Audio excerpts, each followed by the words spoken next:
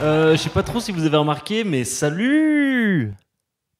Il y a quelques temps, j'ai fait une vidéo sur le jeu Mon ami Peppa Pig. Un jeu qui m'avait quand même coûté 40 €. C'est très cher, c'est beaucoup d'argent. Pour résumer rapidement, Mon ami Peppa Pig, c'était pas vraiment un jeu, mais plus un épisode interactif de Peppa Pig, sans réel but, sans réelle difficulté. On avait bien rigolé, et ça reste toujours cool de savoir à quoi ça ressemble un jeu tiré d'un univers qui est genre pas du tout jeu vidéo. Mais le jeu en lui-même était vraiment pas intéressant. Comme cette vidéo vous a beaucoup plu et m'a rapporté beaucoup d'argent, j'ai décidé de tester la suite. Voici Peppa Pig Aventure autour du monde, un jeu qui est sorti en mars 2023. Et oui, j'ai remis 40 € dans un jeu Peppa Pig. Ça commence à coûter cher ces conneries. C'est réalisé par le même studio.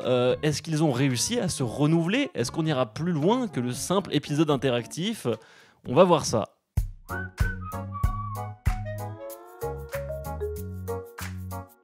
Cette semaine, j'ai eu la chance de découvrir After Us, le nouveau jeu des Barcelonais de Piccolo Studio, sorti sur PC, Xbox Series X et PS5. Dans After Us, on incarne Gaïa, l'esprit de la vie, dans une terre détruite après l'effondrement de l'humanité. Le but, c'est de libérer l'esprit des derniers animaux disparus, cachés dans divers endroits du jeu, cachettes qui sont très plaisantes à chercher avec toute la variété de déplacements dont Gaïa dispose. Le jeu est magnifique et témoigne d'un travail poussé sur les graphismes, la direction artistique, l'animation, mais ce que je retiens le plus, c'est surtout le level design. Chaque zone est un sublime terrain de jeu où on ne se sent ni perdu ni trop dirigé, on a toujours envie d'aller plus loin. Pour être très honnête avec vous, habituellement c'est pas du tout le genre de jeu auquel je joue, je suis vachement plus orienté arcade, tryhard, jeu compétitif, tout ça. Et pourtant j'ai passé un excellent moment, j'ai été absorbé par sa dimension artistique, narrative, j'ai pris plaisir à contempler chaque paysage, chaque jeu de lumière. Rien n'est laissé au hasard. Un jeu qui mixe habilement le genre de la plateforme, du puzzle, du combat et de l'exploration. Je ne peux que vous le conseiller. Le lien pour le télécharger est en description. Je les remercie chaleureusement d'avoir sponsorisé cette vidéo, c'est vraiment trop cool de leur part. Ça a été une très agréable découverte et une parenthèse bienvenue avant de vous parler du banger d'aujourd'hui. Alors, Peppa Pig Aventure autour du monde. Le jeu semble, dès l'écran titre, coller à la même promesse que le premier jeu, c'est-à-dire ressembler le plus possible à l'animé. C'est exactement la même charte graphique 2D. Et comme pour le premier jeu, je trouve ça toujours très cool. J'aime quand les jeux essayent de rester fidèles aux matériaux de base. J'aime pas quand les jeux partent dans de la 3D dégueulasse, tout ça. On le fait plus trop aujourd'hui, et Dieu merci. Y a que Microids qui le font encore. Eh ben, étonnant ça.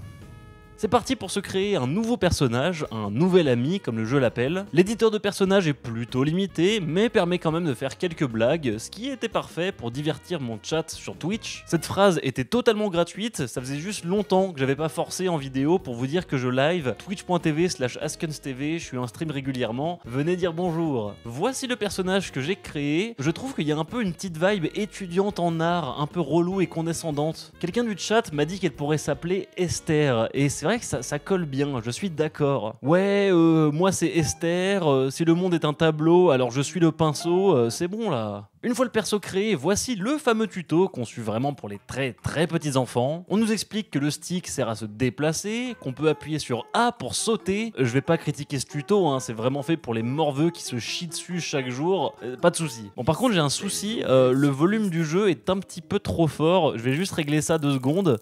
Et bah tiens, premier bug, bravo, après 30 secondes de jeu, belle performance le jeu. On a testé, ça vient pas de la manette, ça vient pas de mon clavier. Ouvrir le menu en jeu fait défiler les options à l'infini. Ça fait un peu penser à une machine à sous, genre il faut appuyer au bon moment pour aller dans les options. Il y a donc une certaine dimension jeu d'argent dans ce jeu pour très petits enfants. Bah en vrai c'est cool que le jeu initie vos enfants à ça. Ça peut être cool aussi de les emmener au casino, leur faire boire des bières, fumer des clopes, etc. etc.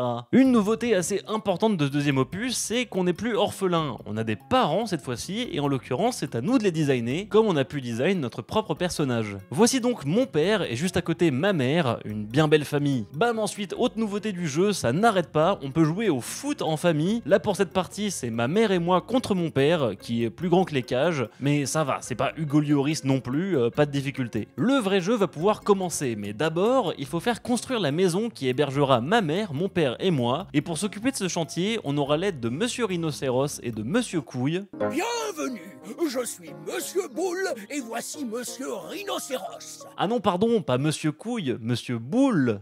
J'arrête avec la blague de Monsieur Boule, le taureau en anglais, et Monsieur Boule, la couille. Promis, je la fais plus jamais. Après avoir design la maison dans l'éditeur, Monsieur Rhinocéros et Monsieur Grosse Burne Laiteuse la construisent, et bim, la voici. Elle est très sympathique cette petite maison, on va être bien ici avec mon père et ma mère. Tiens, on frappe à la porte, qui ça peut être? Mais oui, c'est la Queen Peppa Pig et toute sa famille avec leur tête de turbocompresseur. Elle nous invite d'ailleurs à aller à la halte garderie, c'est l'école quoi, pour la journée internationale, la journée des pays. On peut dire que le vrai jeu commence maintenant. Vrai jeu, bon vous allez voir. C'est presque identique au premier jeu, on se déplace de niveau en niveau, des niveaux très petits d'ailleurs, avec de sacrés temps de chargement. Ça aurait été bien de pas le garder ça, on aurait pu s'en passer. Bref, le thème du jeu, ce sont les aventures autour du monde. Aventure, le terme est quand même un peu fort, en gros, on va visiter avec des guides quelques pays présentés lors de la journée internationale. Et bah, si ça c'est une aventure, et bah ce que j'ai chié ce matin, c'était une véritable odyssée.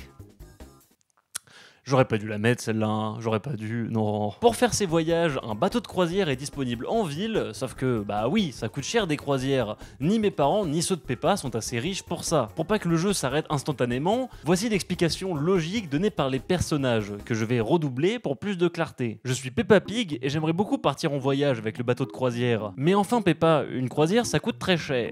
Salut, c'est moi la capitaine du bateau. Les croisières sont gratuites sur mon bateau. Bah comment ça peut être gratuit? C'est-à-dire que comment ça se fait? Oui. Ok, vous m'avez convaincu. On voyage tout le monde.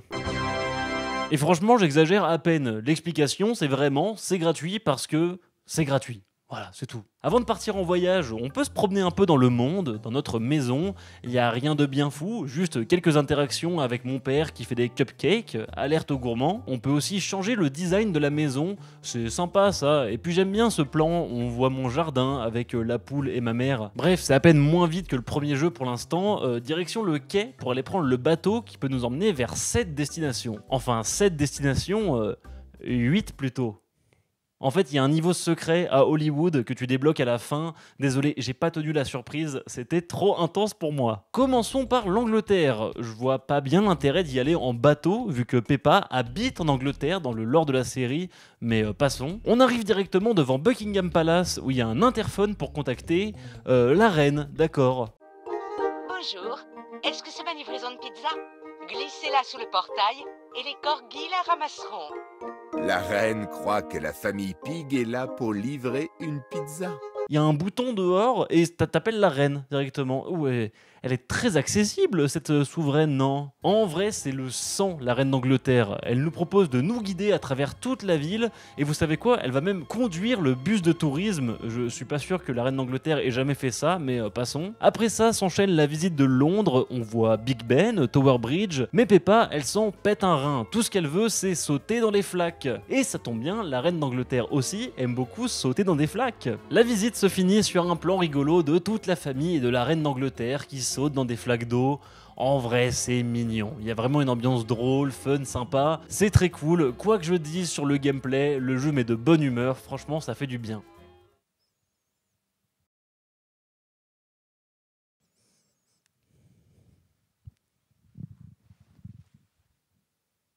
Et on part à New York pour le deuxième voyage, c'est parti! Bon, ça reste la même structure, sauf que cette fois-ci c'est un peu plus logique. C'est pas Joe Biden qui nous fait visiter le pays, mais Mademoiselle Rabbit, une personne qui est genre pas à la tête du pays, oui. Petit mini-jeu d'esquive de voiture impossible à perdre, on regarde les gratte-ciel, le pont de Brooklyn, Central Park, bon...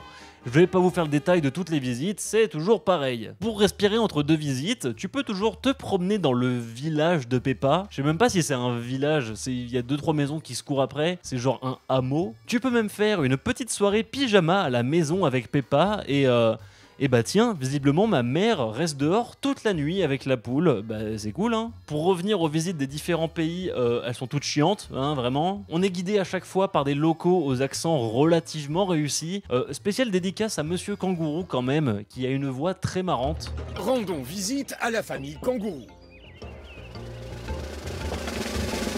Monsieur Pig. Oh, quelle surprise! Kylie, regarde qui nous rend visite. Oh bah c'est vrai que c'est marrant, parler comme ça, c'est rigolo.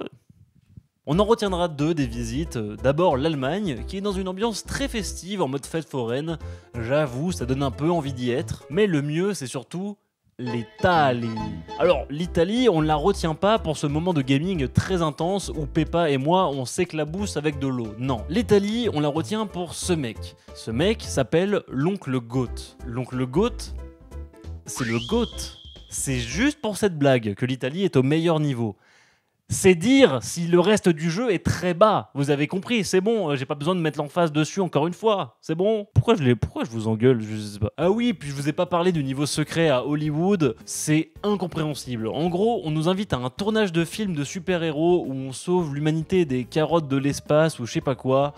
Ouais, ils auraient pu ne pas le sortir, ce niveau-là, le laisser bien secret, ça aurait été pas plus mal. Bon, si je devais faire une critique un peu sérieuse du jeu, parce que ça reste ça la blague sur ma chaîne, c'est critiquer sérieusement des jeux qui ne méritent pas vraiment de critiques sérieuses, je dirais que le jeu ne renouvelle pas grand-chose par rapport au premier. Ça reste un épisode de Peppa Pig bien trop cher pour ce que c'est. Les visites vont vraiment pas loin. Tu vas à Barcelone, tu vois un peu la Sagrada Familia, et c'est tout, voilà, c'est ce niveau-là de visite. Le seul moment où je me suis un peu amusé, c'est quand j'ai essayé de refaire le solo de batterie du film Whiplash sur la batterie de l'école de Peppa. Ça c'était un peu bien, ça. Pourquoi pas. En fait, je dirais que le seul truc vraiment intéressant du jeu, c'est comme pour le premier jeu, c'est la forme. C'est propre, quoi. L'interface, les menus, les animations, les musiques, ça marche bien. Mais à part ça, c'est toujours de la merde. N'achetez pas ça à vos gosses. La série suffit, c'est bien trop cher pour ce que c'est. D'ailleurs, fun fact, j'ai appris en convention que certains parents avaient vu ma vidéo et avaient donc décidé de ne pas acheter le jeu. Bah, ça fait plaisir d'être un peu utile, hein. Moi, c'est surtout l'idée de dire des conneries, ce genre de vidéo, mais pourquoi pas si je peux rendre service à l'humanité. J'espère que cette vidéo vous a plu, du coup, abonnez-vous, c'est le plus important, on vise les 200 000 abonnés, et j'espère que je les aurai un jour pour me valoriser auprès des marques en mode, vous avez vu, j'ai 200 000 abonnés, je mérite beaucoup d'argent. Si vous avez le temps, vous mettez un petit like, un petit commentaire pour partager votre avis, c'est toujours ultra agréable. On se dit à la prochaine en live et en vidéo. Coupez!